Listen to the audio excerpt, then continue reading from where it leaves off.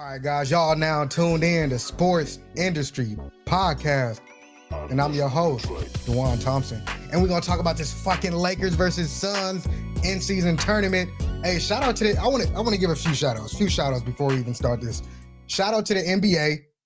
Shout out to the NBA for making this a playoff atmosphere type thing, man. Like even the games on Monday were fucking amazing. Like they were amazing. The Kings, Pelicans, Pacers, Celtics, like.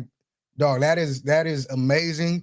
The NBA is doing what they need to do, and it's dope, bro. It's so fucking dope to be able to be this excited about a game in December. You know, a game that's not on Christmas Day, but like, come on, dog. Like the NBA is doing what they need to do to be up there, to make this game global, to make it more exciting. And shout out to Adam Silver, man, because he's doing what he needs to do, and I love it.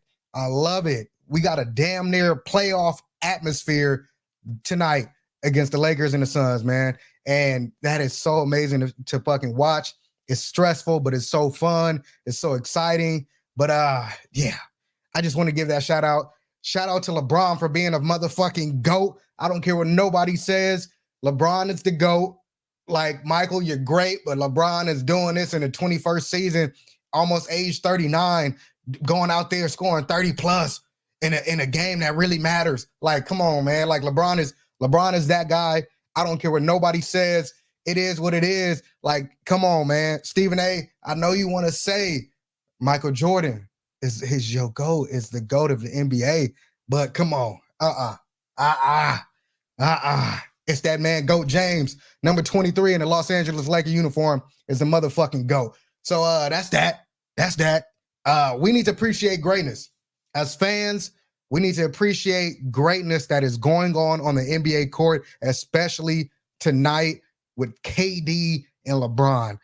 I already gave my shout outs to LeBron, but KD is a certified bucket. Like, he is a certified go-getter, and it's undeniable. Like, bro is a top five, will be a top five scorer in the NBA history. Like KD is amazing. KD is amazing. He needs a lot more love because at the end of the day, Booker only played a few games and they're above 500. Like, I think this Suns team is good. They lack a little bit of size and a little bit of depth. And I think that's their problem, right? Because say if Nurkic, like tonight, was in foul trouble in the first half, it really shows how small they are. Like AD can really, I know Drew Eubanks is there, but it's Drew Eubanks. Sorry about that. But he's an NBA player. Yes. But it showed how dominant, AD can be with a small lineup. And I mean, that's their only downfall. But granted, Bradley Beal didn't play. His back injury is really hurting him right now. So I would like to see what that looks like. I would like to see what Bradley Beal, KD, and Devin Booker is going to look like on the court. Because at the end of the day, they may be small, but if those three are clicking, it is unbelievable. Unbelievable. So, I mean, that's the Suns right there. But I want to get into the game. And of course, I took a little bit of notes for this episode. You feel me? So, one thing. Let's talk about the first quarter. One thing that really stood out, and one thing that I really appreciated was our defense. Our defense, our active hands, and just for the fact that Phoenix just kind of gave us that. They had 10 turnovers in the first quarter. That's hard to overcome, right? But in all reality, they did. Like, honestly, they did. I think they was only down by either 9 or 10 going into the second. And like, that is amazing to have 10 turnovers and only be down by 10 points. Fucking amazing. But the Lakers played their fucking ass off in the first quarter, offensively and defensively. And shout out to AD for scoring in double figures in the first. So, I mean, and honestly, I'm not too sure. I didn't even look at D'Lo's stats, but I think D'Lo is a difference maker, especially when it comes to playmaking and his ability to hit the three ball. Like, that was evident in the first couple of minutes in the first quarter. He kind of slowed down. He slowed down, and it is what it is. But I think D'Lo being able to hit shots, being able to play make like he does, that helps the Lakers tremendously, especially during the season, and especially in a time like this during the in-season tournament. Like, that is fucking dope. That is dope. but we need more consistency. He's been playing amazing throughout the season, but I need more consistency throughout the game. But I mean, he kind of gets a pass because he's been doing fucking great. He's been doing amazing. So, and also one thing that I wanted to point out is the Lakers brought out some playoff basketball type defense, right? And shout out to Perk because this is who I got it from. Playoff defensive coverage is crazy, but it is the in-season tournament and it's a playoff type atmosphere, right? So you got Devin Booker, who is the point guard, who has been doing really well being a playmaker, but tonight he had 7+ turnovers, I believe. But in the first quarter, we got Devin Booker coming up half court and immediately getting double teamed. Like, that is fucking amazing. That's pressure all the way, and that led to fucking 7 turnovers from D Book, and that led to 10 turnovers in the first quarter. Like, honestly, that is fucking dope. That is dope to see, and is very entertaining. Like, we're getting this type of coverage, this type of entertainment in December, in the month of December. Like, this is in-season tournament is a fucking win. It is a win. It's a dub. Shout out to that. And but let's talk about the second quarter. Like I said, Lakers came out steaming, came out hot in the first quarter. The Suns were able to kind of stay in there a little bit. Bam, second quarter happens. Phew, 12-1 run. 12-1 run. Whew. Hey, that's I didn't know how we stopped that. We were fucking awful. I think we started off the second quarter like 0 for 9, 0 for 8. And it's like, what? Come on, man. And honestly, some of the shots was early in the shot clock, but then some of them was just shots that we were just missing. Like, honestly, we were just missing shots, and Phoenix were making theirs. So, I mean, the 12-1 run it sucks, right? But at the end of the day, I don't believe it's something that we were hurting. We weren't turning the ball over. We were just missing buckets. Like, we couldn't hit. We couldn't fucking hit. We couldn't hit shit. Like, we could not hit. But we were able to kind of tame that a little bit down. And one thing I believe that started it off is Vando. Vando on defense, Vando's energy on offense, energy all over the fucking court tonight was very, very noticeable. I believe fucking Frank Vogel even said Vando's energy it's out there. Like, it's out there, it's noticeable, and it helps us. It helps us offensively because he gives us a lot of second chance points, and he's doing a hell of a job doing that. And defensively, he's all over the court. He's all up on KD. He's all up on D Book. Like, he's pressuring the ball.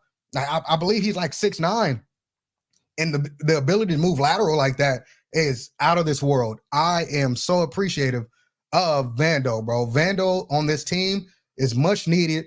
While he was hurt, it showed. It showed with our energy level. It showed with our second chance baskets that we're giving up. Like, his ability to rebound and help AD on the boards is so fucking dope. So dope. So shout out to Vando. I just had to say something about Vando because Vando is an important piece on his team, and it was very noticeable when he was out. Okay, now I want to get into AD with an amazing and aggressive first half. I believe he was about 8 for 16, 20.6 rebounds. Like that's the AD that we need. That's the AD that we need. And if we get that AD throughout the season, mainly in the playoffs, like, we are bound to be in a championship game. We gotta face the Nuggets, because I don't believe another team's gonna beat the Nuggets. So we gotta face the Nuggets in the I'm about to say NFC championship, in the Western Conference championship. And if we get that AD, that will be so fucking helpful. That will be so helpful. But, which I'm gonna get into a little bit later in the game, AD in the second half, it's unacceptable, right? And that's what Charles Barkley is talking about. He believed AD can be one of the best players, if not the best player in the game about at this time right now, while he was with the Pelicans, because he showed consistency. With the Lakers, besides the 2020 season, it's been very inconsistent, whether that be health, whether that be aggressiveness on the offensive side of the ball. Like, AD has to become better and he has to be more consistent. Like, honestly, not even become better. He just has to be consistent. I don't know if that's aggression. I don't know if that's just him not having the mentality like, I'm going to bully these guys and I'm going to do what I need to do to help this team. Now, he does that defensively. Absolutely. Absolutely. Defensive player of the year, I really hope so, because he deserves it. Like, the ability to protect the rim it makes our defense way better than what it is, because we have AD to back us up. Like, that is amazing. You can't knock him for that. But the only thing is his consistency on the offensive side of the floor. That's about it. But AD had an amazing first half, and second half went a little downhill, and then he kind of steadied it out. But honestly, man, like, we won the game. I'm happy about that. Lakers coming to Vegas. The tickets goddamn expensive for me. I'm broke, but I'll be watching it somewhere. I don't know if it's at the house. I don't know, but I'm watching it. I'm definitely watching that shit. So let's get into the second half. And I think the Lakers are up by double digits, or 8-9 points. I'm not too sure. But Phoenix started the game on a 14-0 run. On a 14-0 run. That's another run. One in the second to begin the second, and one in the third to begin the third. That is tremendous on Phoenix part. That's fucking horrendous on the Lakers part. After that 14-0 run, let me just start it off. The 14-0 run was mainly non-stars on the Phoenix Suns team. Like, Grayson Allen did an amazing job. He was balling. He was balling tonight, and he balled at the start of the third quarter. His ability to knock down shots when he's open, great. That's what led them back. KD brought that energy. Devin Booker brought that energy in the third, and that's how they got back in the game, man. Like I said earlier, KD is a certified bucket. Oh my gosh, bro. Like, he is a certified bucket. He's efficient in his bucket getting. Like, it is amazing basketball to watch if you really love basketball and if you really love scoring. His ability to knock down a shot with a hand in his face is just out of this world. And that's, yeah. KD is that guy. KD's that guy. But what helped the Lakers kind of keep that storm together, I guess, kind of ball it up, is AR, bro. AR had an amazing third quarter, an amazing second half. Like, Austin Reeves is so important to this team. He brings playmaking. He brings the ability to score off a dribble. Like, AR, he brings that energy to this team that we need. Like, we absolutely need that.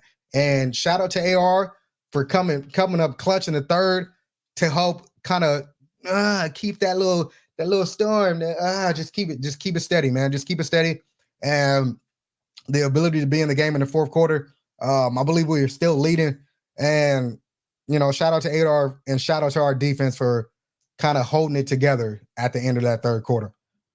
Fourth quarter, the game is getting intense. The game is getting real intense. We got KD going off. We got Devin Booker doing a little bit. Not really a great game by Devin Booker, but it's really KD and Bron. It's like old times. KD versus Bron. Who's going to play the best in the fourth to finish it off? And one thing that I think helped was KD being in foul trouble and also Devin Booker being in foul trouble. That hurts an offensive player's ability to get kind of comfortable to get on a hot streak, right? So foul trouble by KD, foul trouble by Devin Booker. That really helped us on defense in the fourth quarter. But KD versus Bron. Like, honestly, who gonna bring it home? And honestly, LeBron showed why he's the motherfucking GOAT. Like, Bron showed why he's the GOAT. And it's honestly, it's no discussion, man.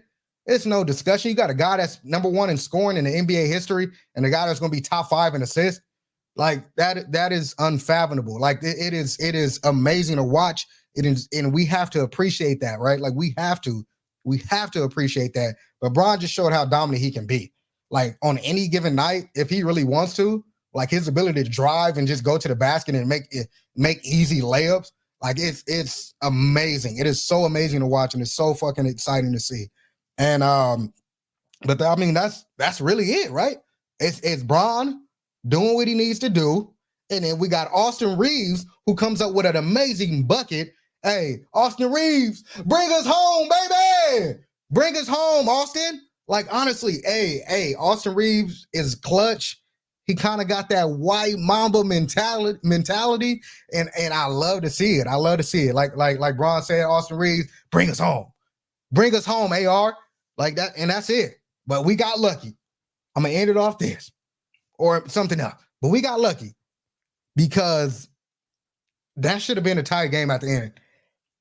Austin Reeves turned the ball over, and we got lucky because the ref did not see the angle and thought we had possession of the ball, and LeBron called timeout. Honestly, first and foremost, he got fouled by Devin Booker, but whatever. That's a no call. But we weren't supposed to have the ball. Like, we weren't. That timeout was not supposed to happen. And even Reggie Miller, but he, it's Reggie Miller, but he even said that. And I mean, he's absolutely right. But it is what it is. We got the dub, and we on to Vegas, man. We on to Vegas. Zion, LeBron, really B.I. LeBron, because B.I. is dangerous. Dangerous. Another bucket getter? Not as potent as KD, but that he gets buckets. So I'm excited to see how we play that, how we play Zion, how we play B.I., how we play C.J. McCollum. Like, I'm excited to see what our defense is going to look around those guys. So shout out to Lakers, shout out to Bron, shout out to AD, shout out to AR, shout out to Vando, and man, hey, December 7th, I believe, Lakers versus Pelicans in Vegas. Let's fucking go, man. Let's go. And thank you guys for tuning in to Sports Industry Podcast.